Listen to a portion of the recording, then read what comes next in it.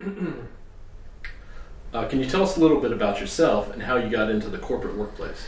So I grew up in South Florida. I went to school at USF. And then after I graduated from USF, I decided to stay in the Tampa Bay area. And I got a call from the company that I work for now, and they sort of told me a little bit about themselves, and I was interested, and I've been working there ever since.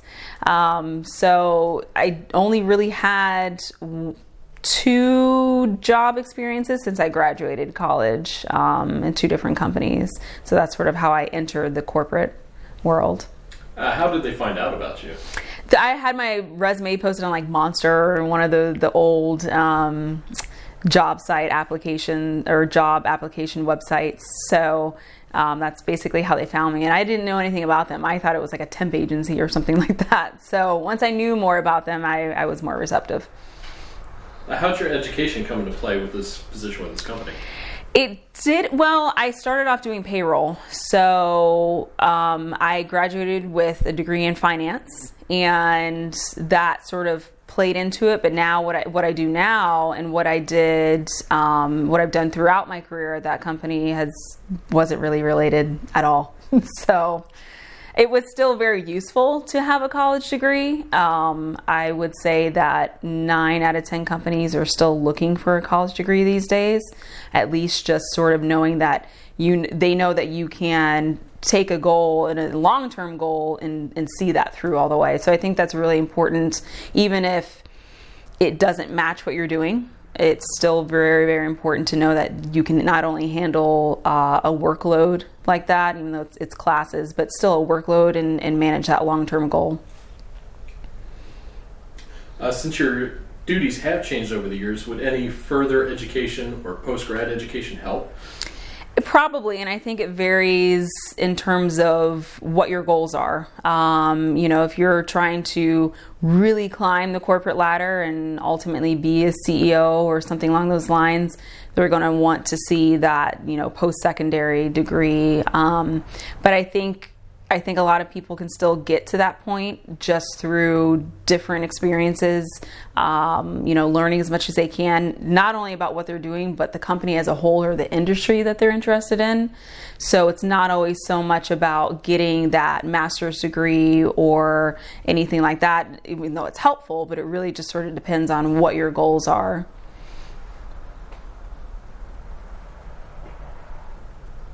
As you moved up the corporate ladder, were those moves sought out by you, or were they offered as a product of your merit? Well, I haven't climbed the ladder a whole lot. I have, not that I don't want it, but I think I'm sort of that type of person that would like to go more off of merit, although I've learned that you also have to ask sometimes too, and also put yourself out there to make it known, not only what you're interested in, but sort of remind people of what you've accomplished and what you're capable of. So while I haven't climbed it a whole lot, I do think that it is important to both have the skill sets and then also, prove yourself as well. Some people get discouraged when trying to move out of the job they're in. What is the advice that you would have for people that want to move upwards? I would say always, always, always be true to yourself, but then also never settle and don't rest on your laurels either. It's very important to always set goals for yourself and make sure that you set them realistically, but aim high. Always aim high and always want to do the best that you can do. But at the end of the day, you have to remain true to yourself and know what it is that you want in life. If your goal, is to run your own company or be at the top of a company, by all means, go ahead and do that. But at the end of the day, you have to be comfortable with the decisions that you're making, and part of that is knowing who you are. Have you ever run into any times when you were really complacent in the job you were in, and how'd you break that rut if it happened? Yeah, I was for a period of time, and unfortunately I didn't do a whole lot I did explore other opportunities, explore different projects within that department. But unfortunately, there just wasn't a whole lot that was either available or presented to me. It was sort of a combination of the two, to where I could, no longer be complacent and sort of bored. But eventually, an opportunity did arise, which was good. Okay. Is it easier for the more ambitious to move upwards or the more skilled? Again, I think it's a combination, but ultimately, I think the squeaky wheel, gets the most attention. So again, sort of speaking up and making it known, even if maybe you don't have the skill set, but being interested in taking on more responsibility and pursuing different opportunities is really what comes into play. So it's important to have both. And if you don't have the skill, then be ambitious enough to learn that skill. So push hard, even if it's not... For sure. You might not succeed in it, just push anyway. Right. And even if you don't, if you push and you're ambitious in learning a new skill or taking a new opportunity and you fall flat in your face, at least you tried. You tried and you learned something new, so there's no harm in that. What's the most rewarding part of your job? It is being able to help others. Being able to give them tools and resources and knowledge and just a path of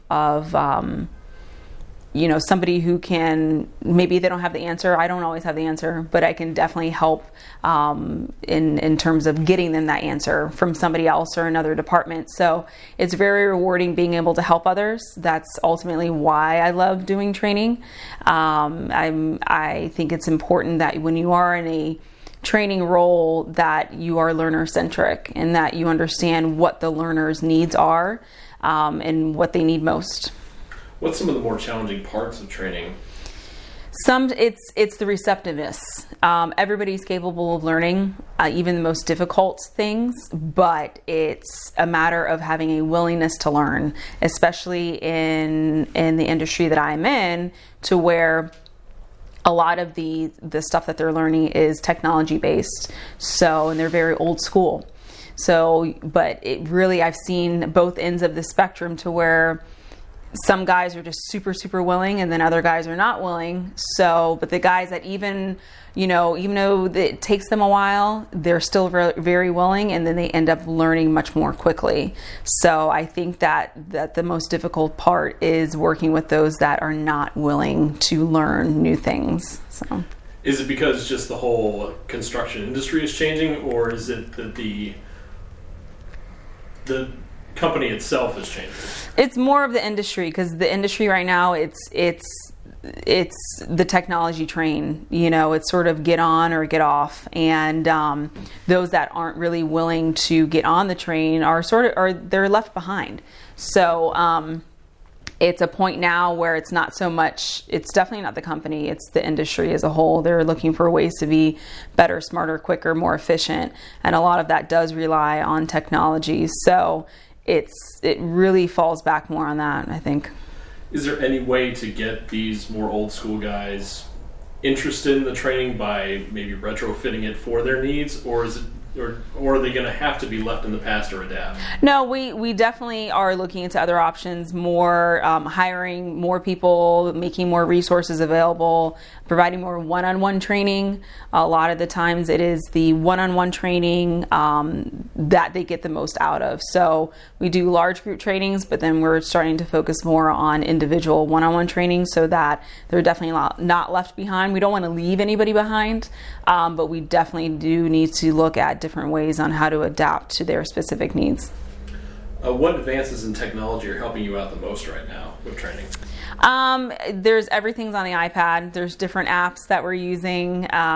So it's really the advances in technology. I honestly don't have a ton of time to always keep up with it as much as I would like to. But I feel like there's something new that comes out every day. So it's really, the biggest challenge comes into play of taking the time to really learn about those different the different apps and what could be helpful, and then what has changed in the apps that we're currently using. So it's sort of always you're never done, you're never caught up. How does a company base its return on investment for technology for what the employee is getting out of it? I think over time, really they look at, the return on investment is really going to depend on what is the learner and what is the end user getting out of it. So how can this piece of technology or this app make things more efficient for them out on the job? So looking at the return on investment and saying, okay, we're going to spend however millions of dollars on training and on iPads and technology. What is the return on investment? And the return on investment is basically ultimately the customer satisfaction. So is this technology allowing them to do their job better and more efficiently, which ultimately provides a better product and in the long run better customer loyalty? Even though your job is rewarding, where would you like to see yourself within the company you're at now? Ultimately, I would love to stay in training, but I like the operations side of things and thinking more strategically on, in the long run, what are some more opportunities for training? What are some of the ways we can get better? So just looking at down the road, all the opportunities in terms of, again, providing not only the resources, but the training to the people that need it most. What are some technological advances you'd like to see incorporated into training, like things down the road that's just kind of just coming out of the ground, like VR and augmented reality, stuff like that? I haven't gotten into that a whole lot. I wish I knew more about it. That's why I had asked before. I'm like, what is VR?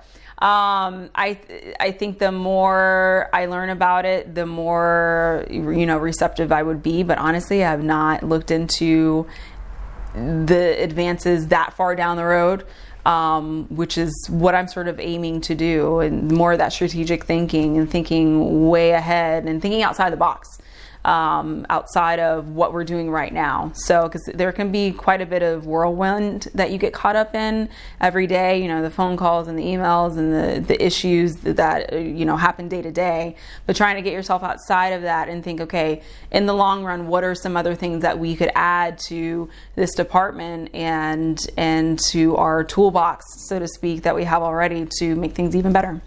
So. If you weren't doing what you were doing right now, what would be your dream job? Oh gosh.